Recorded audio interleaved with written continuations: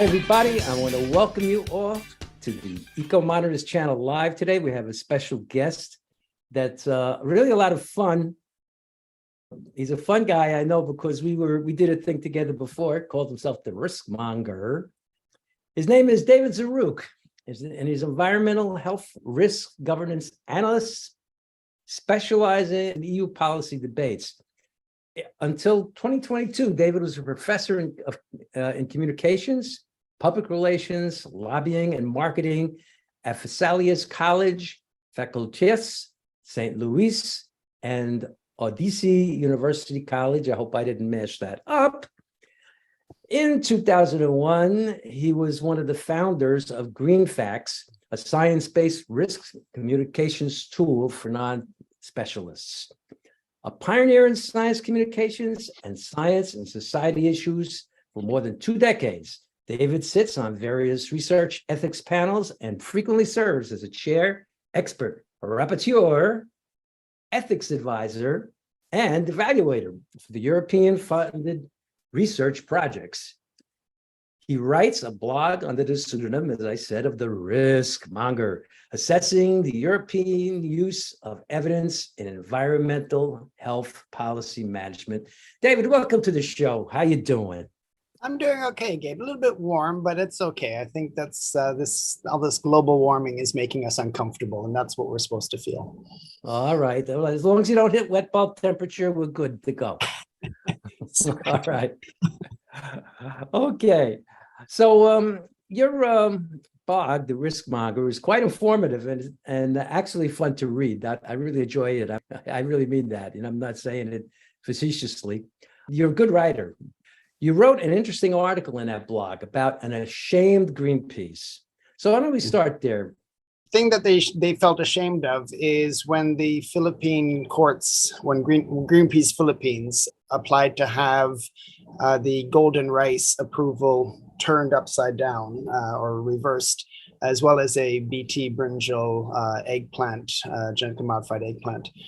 And they got the Philippine courts to put a postponement on the distribution. This is after farmers had already planted a second year's harvest of the golden rice.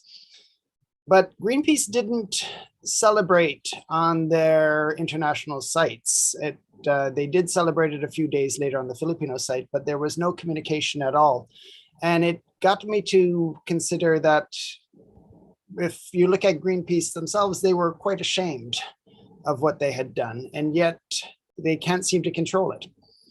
It has become a beast that has many different tentacles coming out, and so Greenpeace has got a real challenge. How do they continue to function as an organization when they have so many factions fighting inside each other? So you've got the radical anti-GMO people, and they're paying a price heavily on the social justice and development side because they're causing serious problems in developing countries.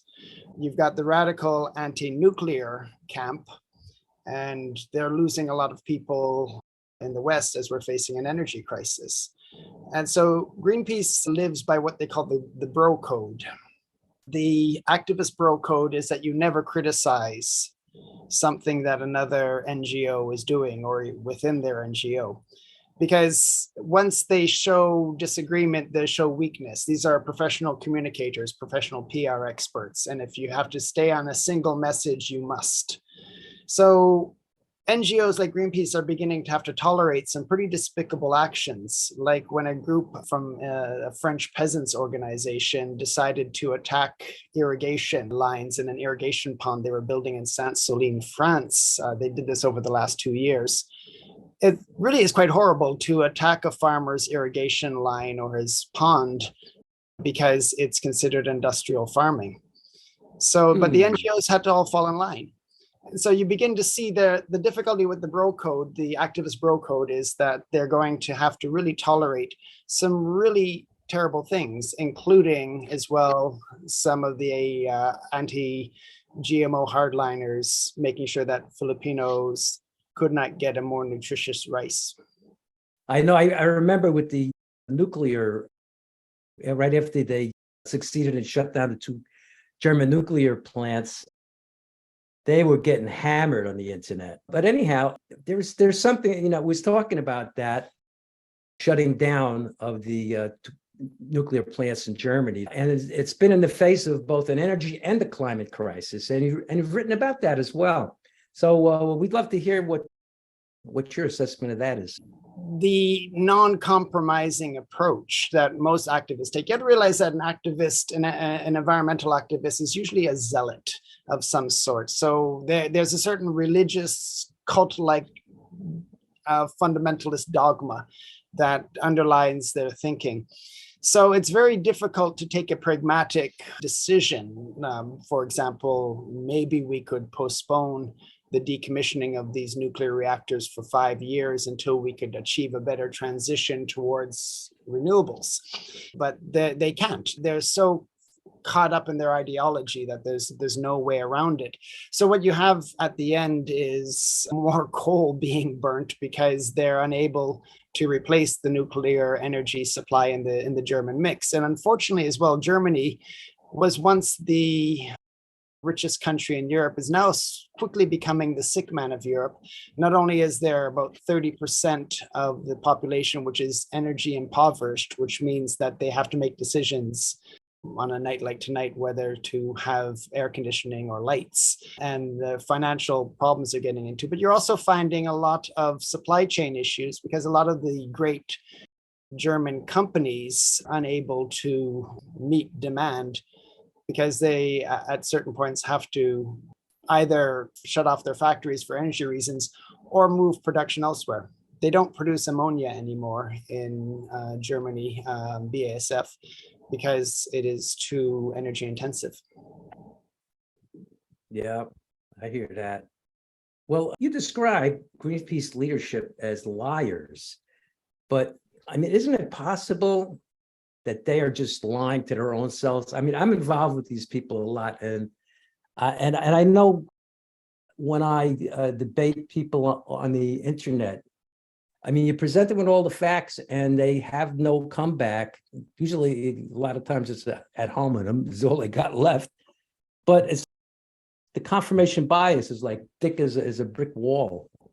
Well, if I could quote the great philosopher George Costanza from Seinfeld, he once said in one of the episodes, "It's not a lie if you believe it."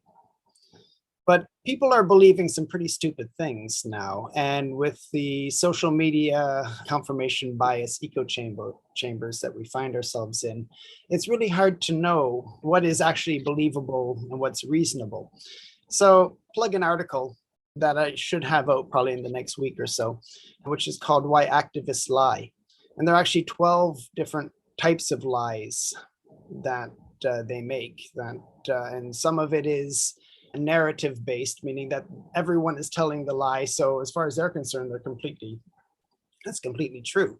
And of course, one of the points will be that I must be I'm white, middle-aged male, which fits already in the narrative that anything I say must be to the right wing, pro-industry, anti-human side. So everything fits within the narrative. If they believe it, it must be true. So I don't think they think they're lying, but there are people obviously within organizations like Greenpeace who do know the facts, who do read the documents, but continue to prolong the lie. One of the rather interesting documents that I leaked earlier in the year was from a group of German anti-GMO campaigners. And they basically said, look, we've been trying for 10 years on gene editing, on new plant breeding technologies. We don't have the science. We don't have the facts. We're losing. So what do we do? Now, the answer should be, well, you should just admit that you're mistaken and move on. But they had to come up with another type of campaign because they know the facts, but it's about winning. And so they have to find out how they can win. And they can't imagine people that they've been trained over decades to hate. They couldn't imagine them actually having or allowing gene-edited seeds to be used in agriculture, regardless of benefits. You would think with all the environmental damage that's going on and that they couldn't find an actual real cause to fight for. I mean, I don't get it. Follow the money. Fortunately, there are a large number of foundations that will continue to provide funding. In this case as well, there are large organizations tied to the organic food industry lobby. In fact, one of the main organizations that was involved in the leaked document, the leaked German document, Bioland, which is a German organic food market chain. So there's an enormous amount of money being spent. And if you look at the types of studies that are being paid for to try to show that glyphosate somewhere causes some problem to someone or something, the money that's coming out of these foundations is quite generous. If I went to an organization like the Walton Fund to say that I'm going to do a study to show that climate change causes the Earth's rotation to slow down, I'll get the funding for it. Maybe I'll get a paper, but I'll give credit. But so the money out there is enormous for people to get funding to say and do whatever they want. Bloomberg will fund me on an anti-vaping study. And I think right now that I counted 15 studies funded by either by the Truth Initiative or Bloomberg or others at the same time, ongoing. You know, we live in two different cultures. You know, Europeans are way different from Americans. I mean, our junk science here is about anti-vax. I don't know how that is in Europe. That's the big thing here. GMOs. I mean, there's no movement here at all to shut down GMOs at all in the United States. You know, and even nuclear power is doing. Is becoming more popular, even though there's still a fight there. But the vaccines. Is that happening like that in Europe as well? We do have a less robust anti-vax movement, particularly in France, where there are several political leaders that have done quite a bit. But I think at one point, pre-COVID, there was about 30% of the people in France who did not trust vaccines. But that has a lot to do with the feelings against big pharma more than anything. It's more of an anti-industry approach. And we do have some political leaders, but no one with the sort of push of someone like a Robert Kennedy Jr., who's able to turn this into a mainstream issue. So I'm a little worried about how the fearometer is going to accelerate. Yeah, I know that's scary, as a matter of fact, to tell you the truth. But anyhow, like moving on, you've been involved with various research ethics panels. Could you speak about that a bit? I mean, could you start by explaining the difference between ethical and unethical research? And I'd also like to know, what is your assessment of the peer review process? How could it be improved? Those are two different areas, although I think there is some ethical issues with the present peer review process as well. But the original view of research ethics had a lot to do with protecting humans, particularly medical tests on humans. And so there was a whole procedure to make sure that humans were not in some way abused. This has a lot to do with the base of all ethics. Ethics is based on dignity. So once we have the dignity of humanity, then there's a certain sacred nature, intrinsic nature that cannot be violated. And from whatever we source dignity from, then becomes a right and becomes a law. And so if we want to get to the base of that, so we have to be careful with testing, particularly on individuals, children, and vulnerable populations as well. So that was the core. Then it started to grow into other fields like data protection. Now, data protection, that's privacy. So that's, a right that's there. But those are softer ethical issues. I have to be careful because there are some real data Puritans out there. But I think after 2 years of lockdown, I think they said that 85% of UK citizens would gladly have a chip implanted in their shoulder if it means they could go to the pub. So you begin to see that certain things people will give up quicker than others. Now, that's human, but then there's the humane element, and that was the second part of ethics and research, and that started to come with research in animals. And once again, do animals have dignity, and therefore should they be protected? Well, the nice ones I have as pets are easier to humanize, and once we present them as in a human way, I will eat pork because it's delicious, but I won't eat my cat. Well, wait and see what's going to happen with the food crisis coming up in the next 10 years.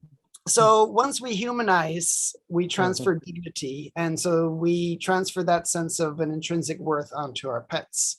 Now we're getting into something a little bit more curious when we start to say that the planet or the environment has a worth and it has a right, because that means then that we've humanized this dignity onto Mother Earth. And what does that mean for research? And that's where it gets kind of sticky, because any type of scientific research in some way is going to impose on the intrinsic worth of the planet. And I'm beginning to see some rather interesting applications of eco-justice movements that are using this ethical violation of the earth. They're trying to monetize it in the courts. You begin to have a different interpretation of what is ethical when you're talking about Mother Earth. And so people like Vandana Shiva can then talk about violations as a form of rape, because as far as she's concerned, Earth has more rights than humans have. So we're in a strange area for ethics. There are a lot of fun fields as well, like artificial intelligence. Are you human? How do you define what being human is at a certain point? And that's going to keep us busy for some time to come. That's more philosophical than anything. Yeah, it is. But research ethics hits society on the question of worth and value. Is a job or is a societal benefit more important than your privacy, distribution of wealth issues? Yeah. So what about peer review? Well, peer review is a rather interesting situation right now. There's an article that's come out. I imagine you've been following it, by Patrick Brown, I believe. He published an article in Nature on climate and forest fires. And he basically had to play down some of his evidence of his research and play up the headline climate conclusions, because it wouldn't get published in Nature or Science, because the editors have a certain bias towards these headline crises. And he says this is a very common practice. So, of course, when he then wrote afterwards to try to explain that, well, once again, cue the the politicized, intolerant scientific wing, which, of course, accused him of being a MAGA, I think, or a Republican or whatever, because he acknowledged something that most people in the scientific community know, that the peer review process is inherently biased. I have to be careful, because last month I had an article published in a peer review journal. So, but I also feel that the entire system is broken. I wrote an article about 5 years ago called "Why I Don't Publish in Peer Review Journals," which just looked at the whole online data play approach and how groups like US Right to Know were essentially taking money from the Arnold Foundation to attack industry, but they were just paying scientists, particularly in Europe, because I think that was off the books for them, to publish things which really you could publish anything. I mean, the Sokoff affair from about 5-6 years ago showed that most articles aren't even read. And I think that they said a majority of articles published in the peer review system aren't even read, not even by the authors. So we're in a system right now where there's a lot of bias at the editorial level. You have a lot of people who are just publishing really poor quality, but the peer review process itself is one you just have to pay the $2,000 or so to go through the process, and they'll put it online for you. So there are some real troubles with the state of publishing. And unfortunately, that's also showing up with academic integrity then, because a lot of people who are caught up in political debates or working, for example, for tort law firms, will publish things that can then be used by activist groups to then leverage the position in a particular debate. And we see this in a lot of studies on chemicals and a lot of studies on energy. Yeah, Chris, go ahead. Yeah, well, you just mentioned that nobody's reading the articles in a lot of these cases, and I'm wondering what's leading into the articles being done in the first place then. Is it that these studies are funded by a company and then they toss a bunch of information into a journal, and the journal can get cited then that this must be the truth because it was published in an article? Or is the author just trying to rack up a bunch of publications so that he can brag about being, 80 publications in 10 years or something like that? What's behind this getting published but nobody bothers to read it? That seems kind of backwards. There are 6 times more people getting their PhDs now than there was in the 1960s. So we have quite simply too many scientists. Okay. And if you want to advance in the career, there's still that publish or perish mentality. So a lot of young scientists are trying to publish where they can. You also have an online network now of what are considered predatory journals that are they're online. They don't publish on paper. They're not releasing editions. They can publish 1 million pages if they wanted. Everything's online. Unless you have the link, you wouldn't know which articles are where. And so they're quite happy to take money and go through what they call a peer review process. But if you look at their impact factors, which means the number of times their articles are referenced or cited in other articles, they're usually around 1 or 2, which means that on average, most articles are cited only once, maybe by the author who published it in the next article that he or she published. So you've got a lot of factors playing into this. And as you said, there's also the interest groups. Now, it can be industry, although I think with industry more and more, the difficulty is that they're seen to be industry funded, and so they're not taken as credible quite often. Quite often, a lot of times, they're the articles that are involved in a lot of the pressure campaigns. The number of articles showing that glyphosate causes X, Y, Z that we've seen in the last 4 or 5 years is quite it's quite remarkable. It's also quite sad because I've been involved in that debate. I actually go and read some of them and think, what is this? Recently, there was an agroecology article that was published that said that agroecology will succeed if people change their eating habits and go completely vegan. Okay, so that got published in a peer review journal, but it got funded also by 5 foundations. So it's going to be used. It's going to be used somewhere by an organization, an NGO that will then cite this journal on an article that they had paid to put there. And it gives more attention than if they just say it. So there's a lot of abuse of the system going on, but how to change it? It's a really good question. We're in a communications revolution right now. Every communication revolution has a major effect on the power structures of its time. Whether it was Gutenberg's printing press in the Catholic Church, Goebbels using cinema on the German people, American TV making the whole world commercialized. But we've never had a communications revolution quite nearing the complete digitalization, and that's step 1 of all information. And then the socialization, which means I only listen and agree with facts that my friends agree with social media. And now we're turning into the sort of automation with AI and ChatGPT. So we're beginning to see 3 stages of a major revolution on how information is A, obtained, B, spread, and C, proliferated. What will happen? We'll find a medium at some point. The pendulum will swing, but imagine in the next political cycle, we're not talking about robocalls on automatic answering machine type. We're talking about having a bot that can be sort of, it can take your personality. So there's going to be a bot that's going to be looking at all the algorithms that Gabe or Chris used in the last month and be able to follow all of their preferences and all of their likes. It doesn't take a lot to do this, and has a very human sounding voice and can simply call and have a conversation with you and say everything you want to, everything you're expected to, want to believe. Once again, it's not a lie if you believe it, and maybe get you to vote for their candidate in the process. Yeah, I've heard of a robot that was like that. There was a story, I don't know if you heard about it, the researcher created it. He says, we've created a sentient being. And I don't know if that was a hoax. Did you hear that story?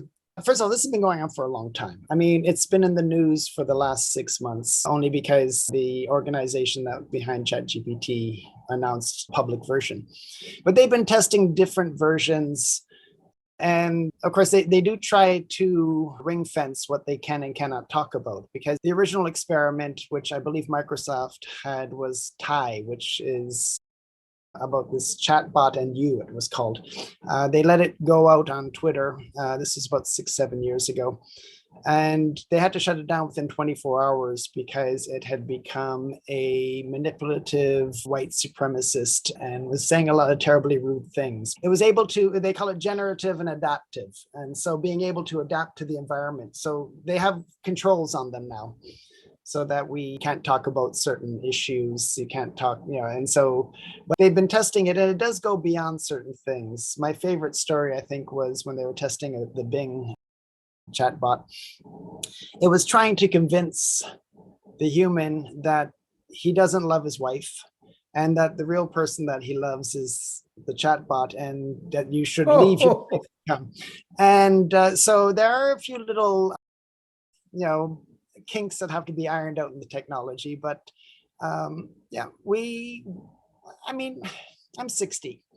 Okay, in about another 15, 20 years, I'm going to have a hard time with my decision-making processes. So, is it okay if I have a bot that just kind of takes care of me and talks with me all the time and says what I want to hear? I gotta ask you a question, man. I gotta ask you a question about that. Did the guy end up staying with his wife, or did he go with the machine? Well, he reported it. Okay. So I guess that's a sign. I wonder how the wife felt. Because how did the algorithms actually prove enough that there was no love in their relationship? But it's a little bit like a woman who sent a message to Google to say, please stop sending me all these ads for pregnancy clothes and maternity clothes and everything, because I'm not pregnant. And Google's answer was, are you sure? So the algorithms will know what's better than we know. So, oh wow! I'll tell you something. We're talking about regulations. Like I think I mentioned in the beginning, Europe and America, two really different cultures. And while I could see Europeans overdoing it at times, even in America with the nuclear, but the funny thing is, on the American side, it seems it goes in the opposite direction.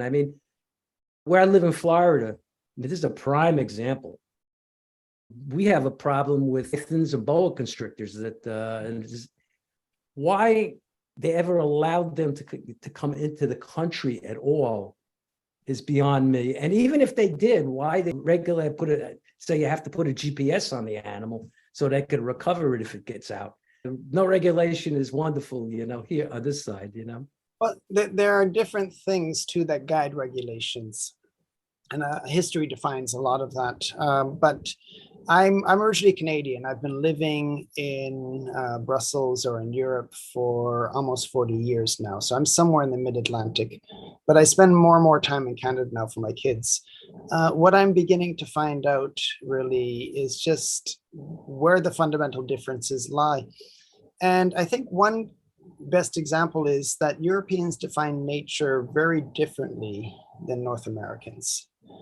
For a North American, I can imagine nature is me, a bear, and a canoe, and I'm away from civilization.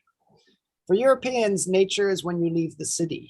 So if you're going into farmland, you're out in nature. And of course, that any sort of innovations or technologies that are used on farmland is coming really head to head with nature. Whereas I think still today, most North Americans consider farming as a process that should be industrialized and get the best means of production and yield. And nature starts when you're off the farmable land. Of course, historically, Americans have this glorification of pushing west and conquering nature, whereas Europeans built walls around their cities to try to protect nature from coming in. So we see a more precautionary Europe because of that. So by having a different fundamental perception of a word that seems to enter our conversations quite a bit like nature, you begin to see very different policies coming out. And people's attitudes as well, that it has to be natural begins to become a very religious fundamental feeling. And I think it's replaced old decrepit religions now with this church of nature.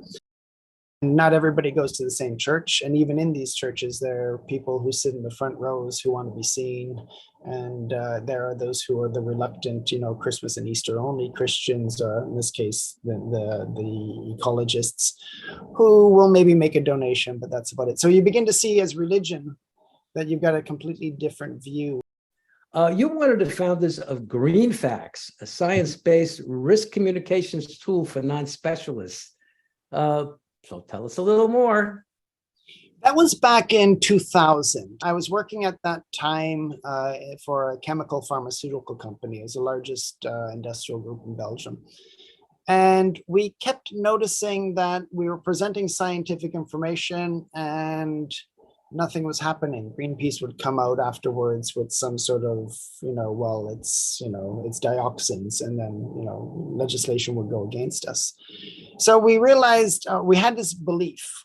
I use the word belief because it was still sort of in the spirit of the age of dialogue, that if you were to present the scientific information very clearly, because most scientific documents are far too long and written in a language far too difficult to understand. So if you could present that information very clearly in 2 pages of Q&A, but then expand it using the internet, which was a new tool back in the late 90s, early 2000s, that people could find the right place in this scientific monograph in order to get the information they need. So we thought policymakers and journalists would be able to make better decisions if they had the facts more easily accessible. We didn't realize how naive our belief was. First, we believed that people wanted to have the facts and the information. And that became quite clear afterwards that those were rather inconvenient at many times. And then secondly, we also believe that there were such things as facts. Now, I don't want to get into the whole postmodern thing, but there was quite easily challenges to certain documents that we were using as base documents.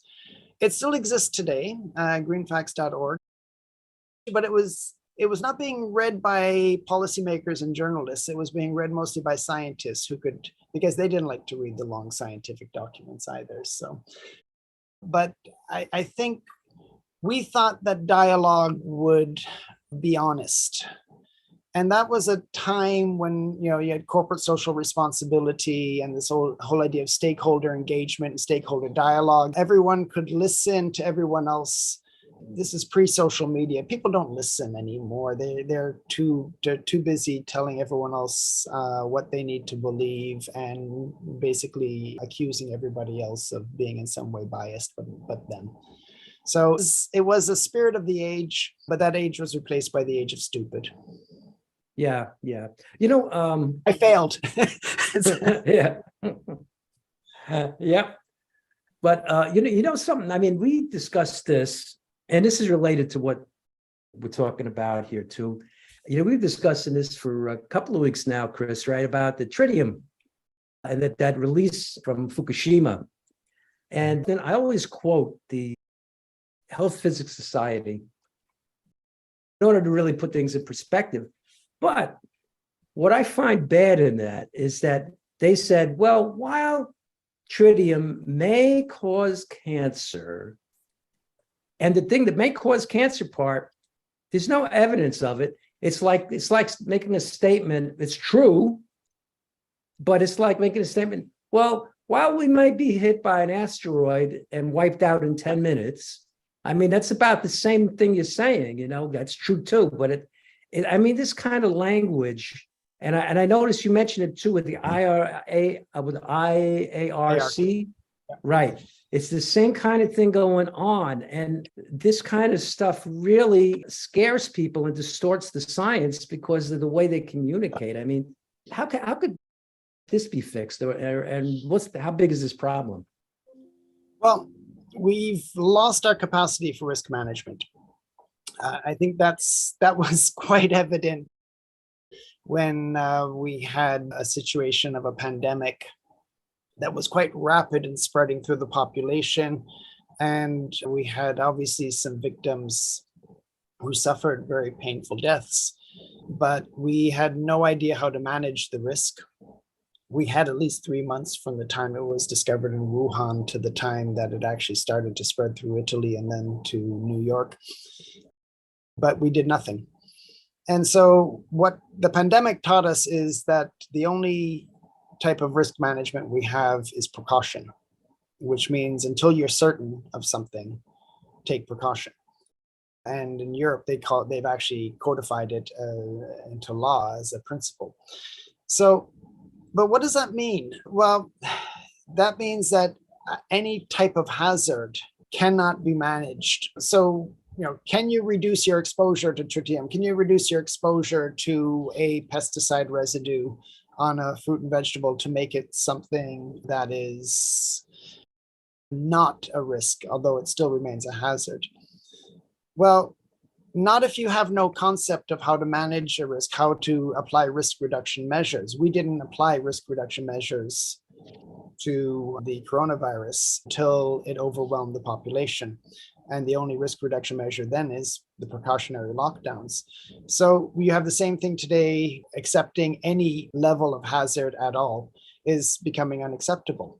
So if you say that it could give you cancer and it doesn't really matter, aspartame was a good example. That aspartame, you'd have to be drinking, I think, 16 bottles of Coke a day or 16 cans of Coke a day with aspartame every day for the rest of your life to even get to the potential level where you could be at risk of a certain cancer. Yeah, caffeine will kill you first, by the way. Yeah, I mean, if you're drinking 16 cans of Coke a day, you've got other issues that are going to hit you. But the sugar will get you too. Apparently, Donald Trump drinks about that much, I was told, but then nothing.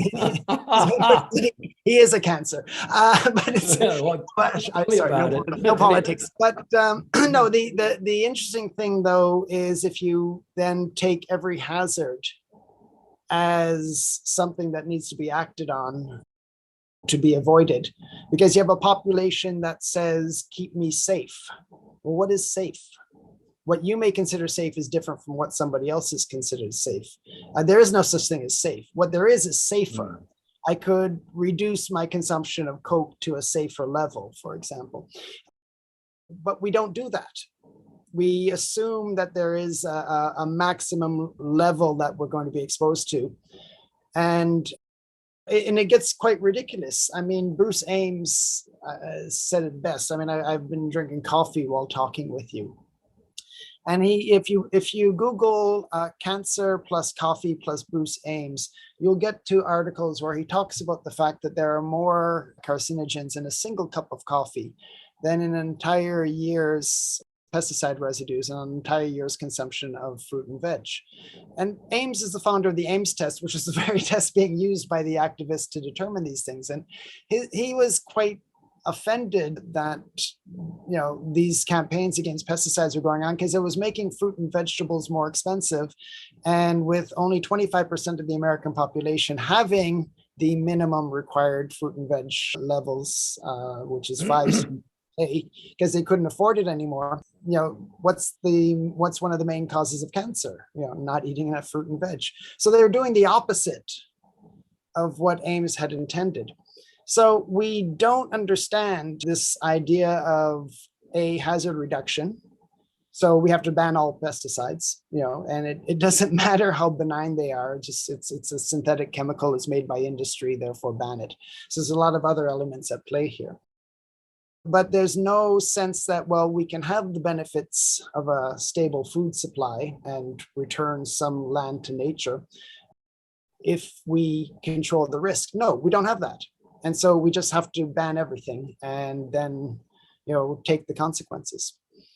And that's I think really we need to go back and understand risk management.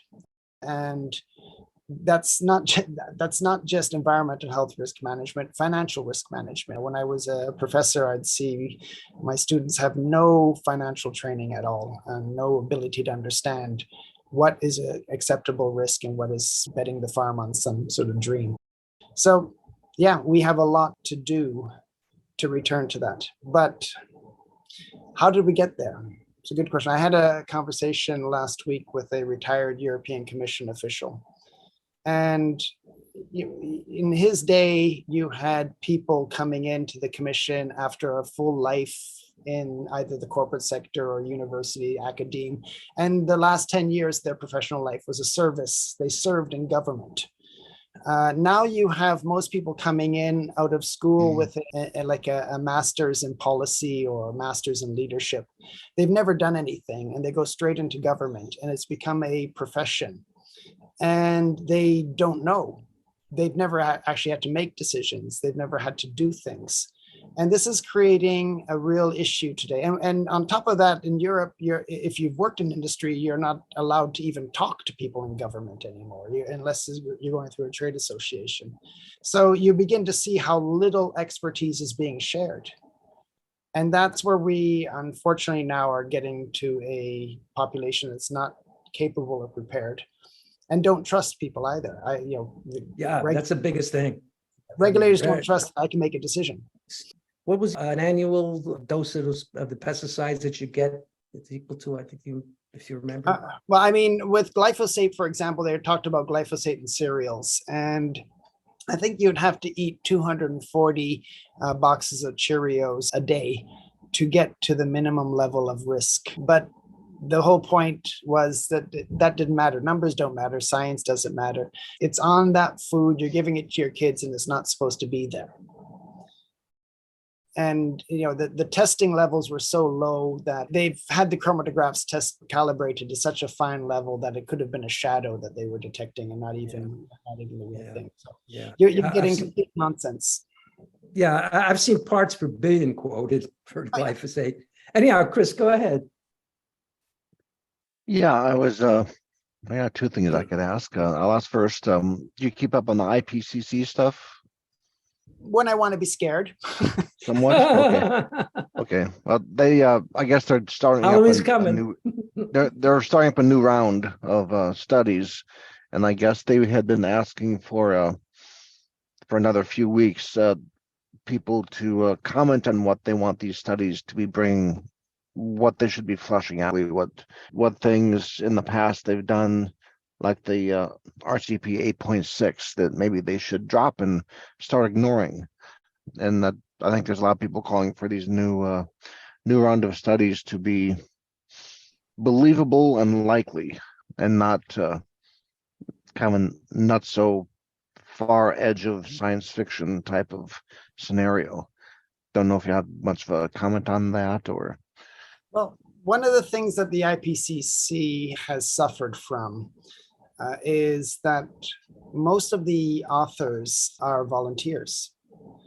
And of course, they're not paid. And they're also oftentimes as well not putting that much of their time, given their other obligations, into it. And you'd see sometimes calls for volunteers as well to fact check the documents as it was, and these are often students. They advertise in my university as well, looking for students to spend their time to read one of the assessment reports before it goes out. So we're not talking about well-funded academic research paper. And some of the early claims that they were making were influenced not just by the fact that the volunteers didn't really pay attention. I believe there was WWF was making claims like that the Himalayas would lose their ice cover by, I believe it was 2000. Spoiler alert, it didn't happen. So the first thing you got to realize as well is that this is a collection of volunteers. And then the next thing is to look at how they're managed and by whom are they managed. And that's where the editorial process comes in as well. There's a lot of political movements within the UN, within the UN framework on climate change. But you get the political positions usually coming out every COP, which is now an annual festival every November, December. And that determines more the politics of where they're going to go than the science and the facts does. So, what do we do? Do we change the structure somehow? Do we, finance a larger secretariat to do their own research? Who's going to pay for this? So I think the media takes what happens in the IPCC far more seriously than they should sometimes. Yeah. Okay, so It's almost citizen science more It is. than hard university type science, even though those are most people It attracts involved. the best citizens, of course, because people want to be able to be associated with the IPCC. But at the same time, when it started out, they only chose the scientists that agreed with them. This was one of the difficulties. The first basic science deniers or climate deniers were those that didn't agree with the views of CO2 emissions that related to climate change as much as other sources, but they were all excluded. And so, today I think that it's become such a large organization that it's difficult really to exclude, but you bring in a lot more people to drown out the disagreements. But in the early days, it was only the people who agreed with that view at the time, which was highly contested in the 1980s. Okay. Yeah, And then- yeah. While it's true that it's, it's far less than what the doomers are talking about, we're not going to go extinct or anything. It's still very deadly serious. And I'll tell you right now, I live in Florida, and I know except for the public citizens insurance, every company's moved out as far as insuring for hurricanes. And citizens, it's underfunded because they want to make it affordable, because they don't want the insurance rate to go so high that the real estate market crashes.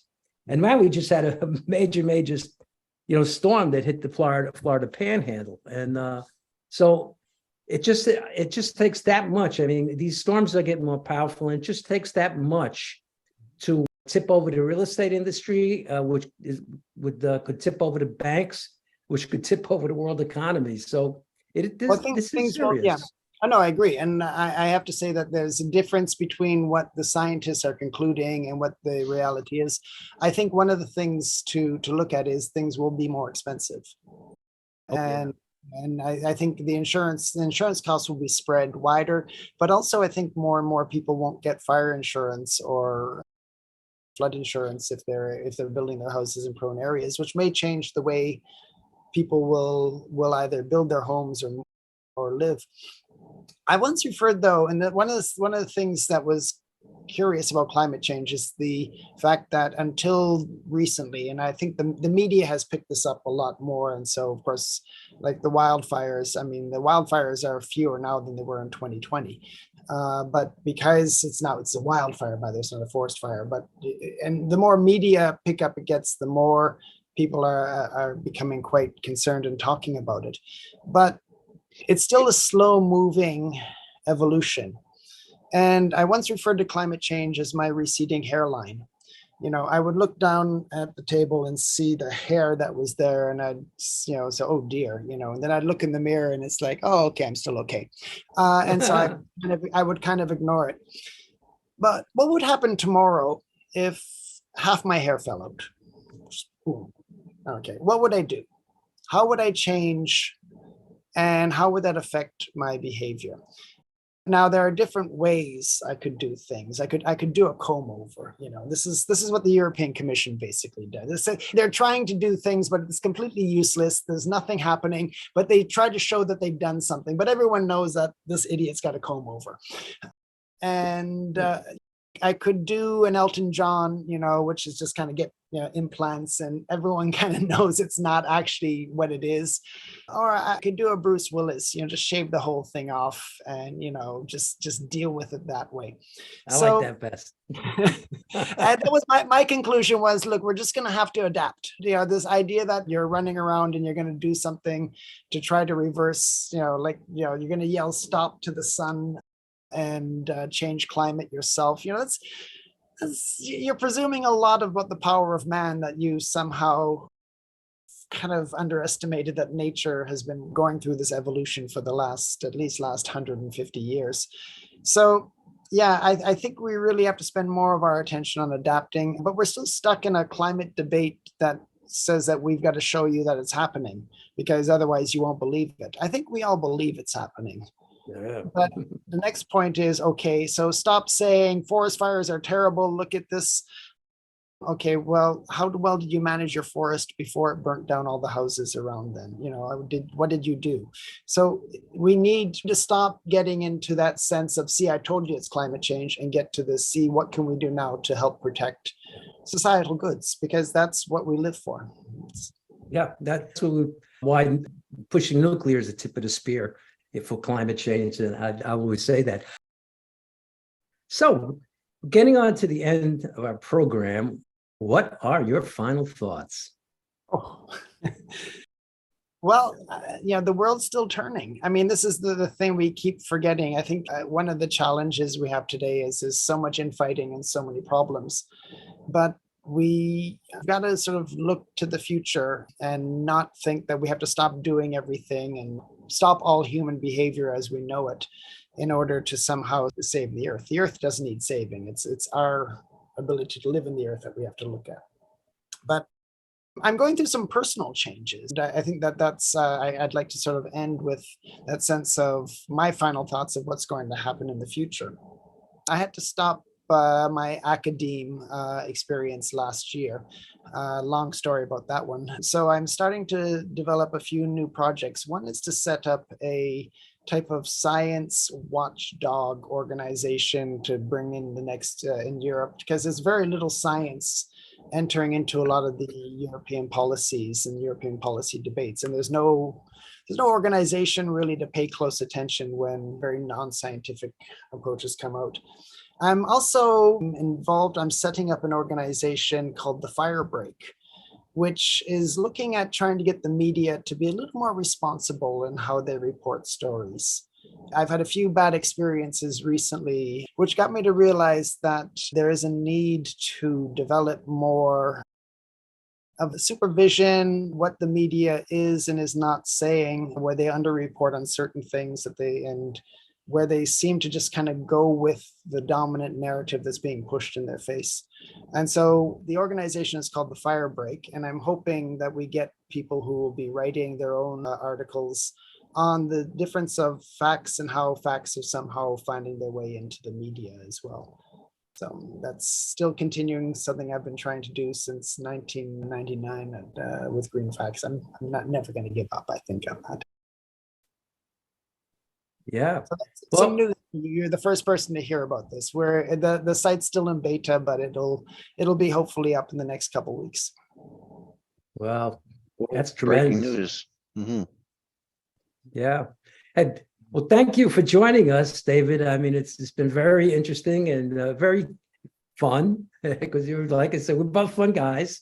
And it's great to get together with you again. I want to thank our audience. And I want to tell everybody that we are also on Wednesday evening at 8 p.m. Eastern Standard Time for the Ecomodernist Soapbox. And you could also see us every week on the Ecomodernist channel live at Sunday, 2 p.m. EST, 11 a.m. Pacific, and I believe it's 6 p.m. GMT. And we are on Soyadal TV on Twitch. And that's about all I got to say. Donate, like, subscribe, blah, blah, blah. And missions first. I'm getting it right this time, Chris. Peace and justice will follow. Indeed. Okay. So we're signing out. Thanks again. My pleasure.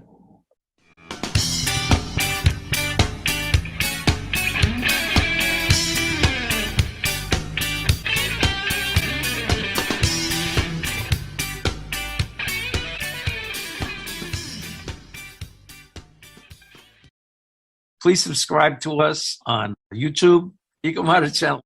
Also to subscribe to us on Twitter and Facebook, Ecomodernist Society of North America.